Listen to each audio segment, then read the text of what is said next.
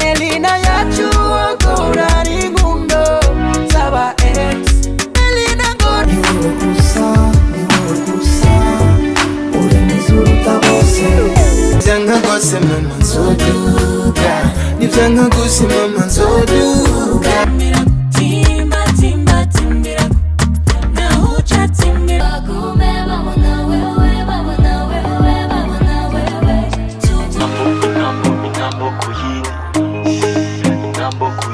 Intambo.